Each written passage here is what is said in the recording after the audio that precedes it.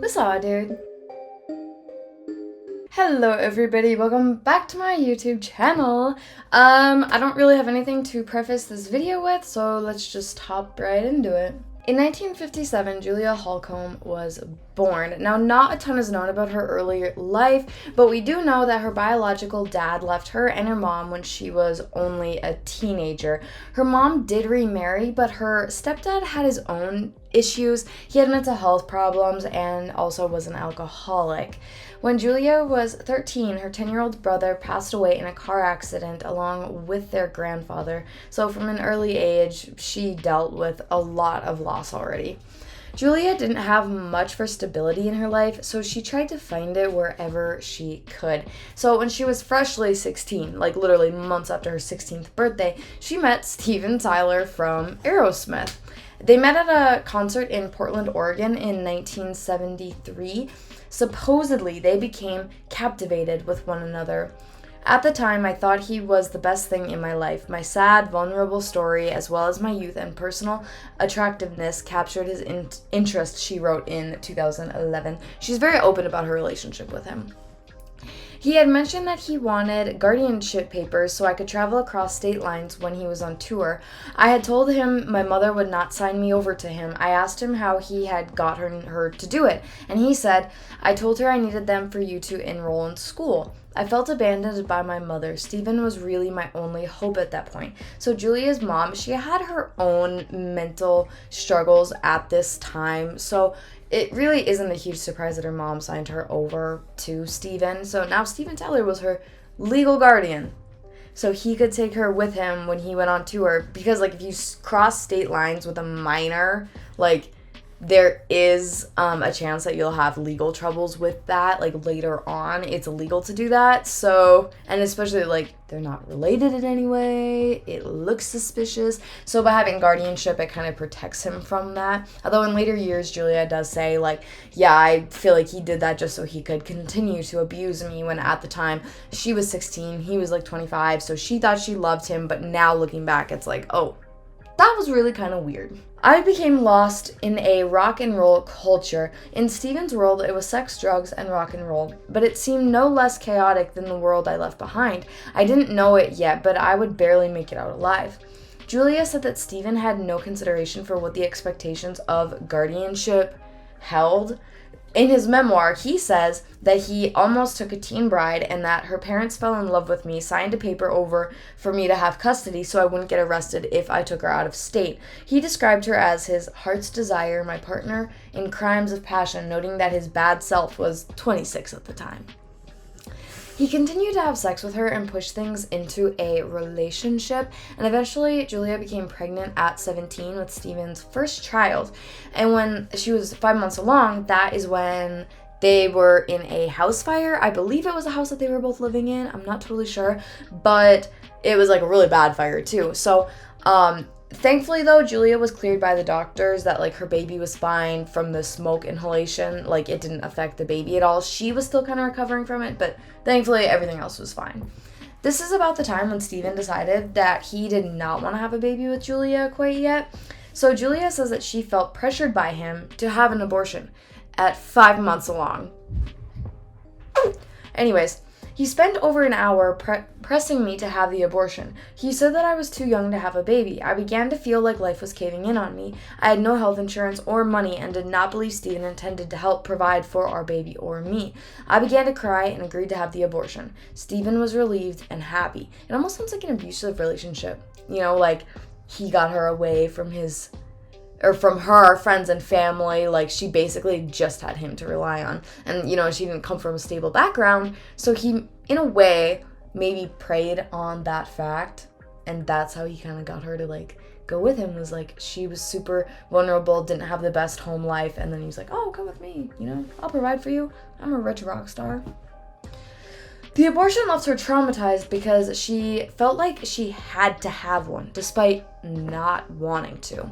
In 1977, the pair separated after the abortion. Nothing was ever the same between us after that day. I became very quiet and withdrawn after the abortion. Steven was already involved with other women at that time.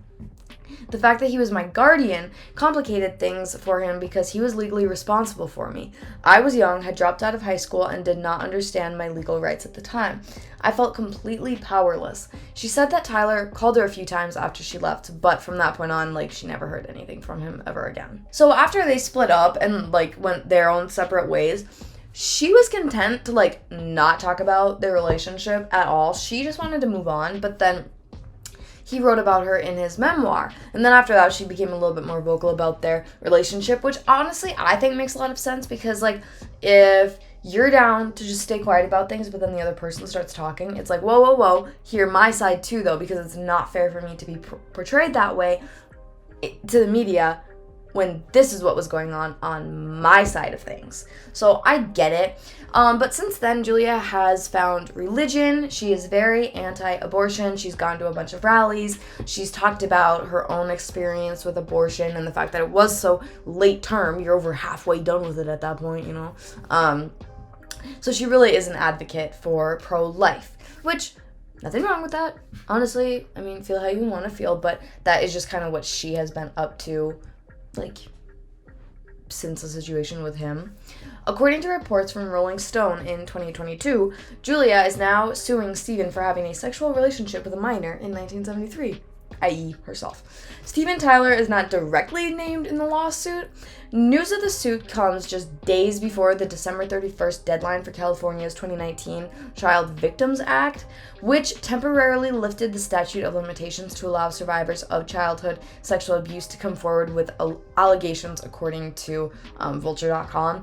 So that was one thing I was kind of like, how could she bring this up now when that was in the 70s? You know, like, statute of limitations. At some point, either right or wrong, I don't totally know how I feel about this, but it's like, you know, at some point, maybe bringing things up from the past is just not the way to go about it.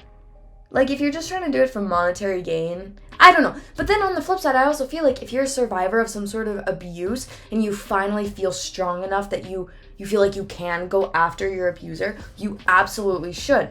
So I'm stuck between, okay, that was so long ago, it's not even relevant anymore, to the other side being like, well, if you're a survivor of abuse in any form and you finally feel strong enough to come forward, I think you should. I'm so stuck. I don't know how to feel because I really sympathize with survivors of abuse, and it's like, yeah, you should be given the reparations that you deserve, but it's like, this was in the 70s, bro. That was like, what, 60 years ago? No, 50 years ago. Yeah, like 50 years ago. But I don't know, but also I feel like, hey, props to you for, you know, finally feeling like you're able to come forward and actually do something about it. Because I had heard that Steven Tyler had a relationship with a minor, but, like, I didn't realize it was like this until, like, last year. I think I read a BuzzFeed thing about it, and it was like, yeah, Steven Tyler was a guardian of a girl and was sleeping with her.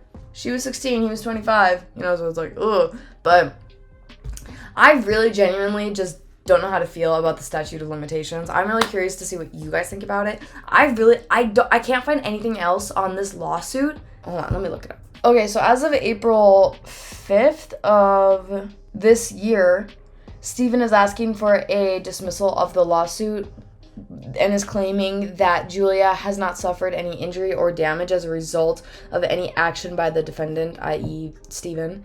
Okay, I can't read it. Oh, wait, I want to read this for free. Oh, okay. So yeah, Julia is really using his memoir against him, where he admits that he almost took a teen bride, and now Tyler's defense is like trying to strike that portion from the suit where he, admits to it. Yeah, but other than that, it doesn't look like anything has come from this. Yeah, he's trying to just pretty much brush this off, but Julia's like, no, you said in your book, you know, you admitted it.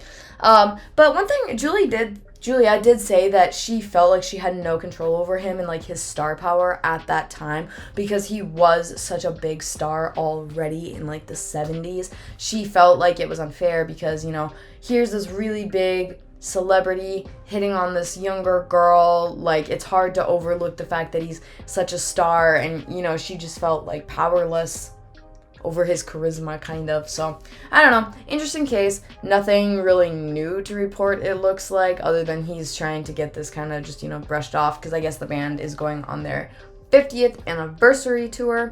So, anyways, I don't know. Let me know how you guys feel about this. I'm kind of on the fence. I do think that it's good that Julia came forward and talks about it and is very open about it. I think that's fantastic, because I think that in turn gives other survivors of abuse kind of the feeling of strength. Like, well, if they did it, they came forward, they spoke out against, Steven Tyler, why can't I? So I think that's a really good thing, and I think that's fantastic. But like I said, very curious to see what you guys think. But other than that, that's it for me today. If you guys enjoyed this video, please be sure to give it a thumbs up down below. Don't forget to subscribe to my channel. That would be really fantastic.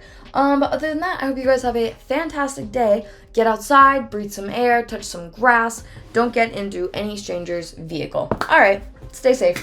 Bye, guys.